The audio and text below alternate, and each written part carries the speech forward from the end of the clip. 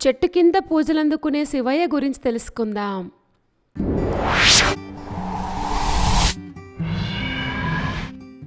ఓచిరా దేవాలయం. ఈ ఆలయం కేరళ రాష్ట్రంలోని కొల్లాం జిల్లాలోని ఓచిరాలో ఉన్న ఒక పురాతన దేవాలయం. ఓంకారం అని కూడా పిలువబడే పరబ్రహ్మం లేదా పరబ్రహ్మానికి అంకితం చేయబడిన ఆలయం. ఈ ఆలయం 36 ఎకరాల విస్తీర్ణంలో ఉంది. ఈ ఆలయాన్ని దక్షిణ కాశీ అని కూడా పిలుస్తారు. కేరళలోని పవిత్ర ప్రదేశాల్లో ఒకటిగా ఈ ఆలయం పరిగణించబడుతుంది.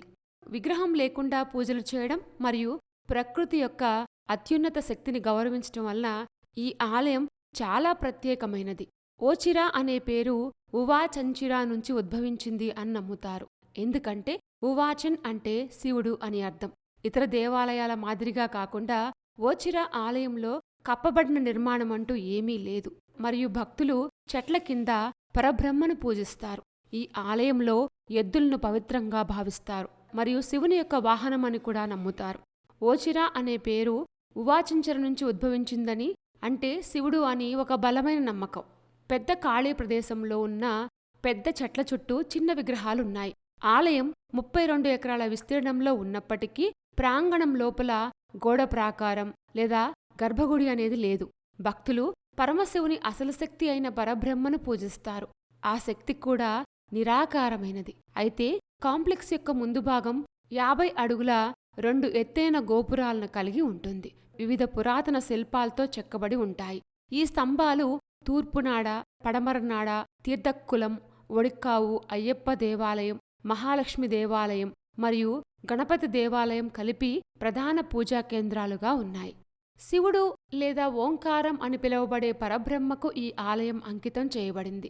ఇది విశ్వవ్యాప్త చైతన్యం. అంటే ఆలయానికి స్థిరమైన లేదా నిర్దేశించిన పూజా విధానం లేదని మరియు చైతన్యానికి ఇక్కడ ఎక్కువ విలువ ఇవ్వబడింది అని అర్థం. ఓచిరా దేవాలయంలో ప్రతి సంవత్సరం వృశ్చికం పండుగ డిసెంబర్ మరియు జనవరి నెలల్లో జరుపుకుంటారు. ఈ ఆలయంలో మరో 2 ప్రత్యేకమైన పండుగలకు కూడా ప్రసిద్ధి చెందింది. సాంప్రదాయ యుద్ధ కళా నిపుణులు బురద నీటిలో ఒకరితో ఒకరు మాక్ ఫైట్లు నిర్వహించే ఓచిరక్కలి ఆచారం జూన్లో నిర్వహిస్తారు. ఇరుపతట్టం ఓనం, అంటే ఓనం తర్వాత 28 రోజులు అనేది ఒక పండుగ. ఈ పండుగను పశువుల పండుగ అంటారు. ఈ సందర్భంగా ఎద్దుల యొక్క భారీ విగ్రహాలు సృష్టించబడతాయి. ఈ ఎద్దుల విగ్రహాలు గుడ్డ మరియు ఎండుగడ్డితో తయారు చేస్తారు. ఈ ప్రాంతంలో జరిగే అతిపెద్ద పండుగల్లో ఇది కూడా ఒకటి.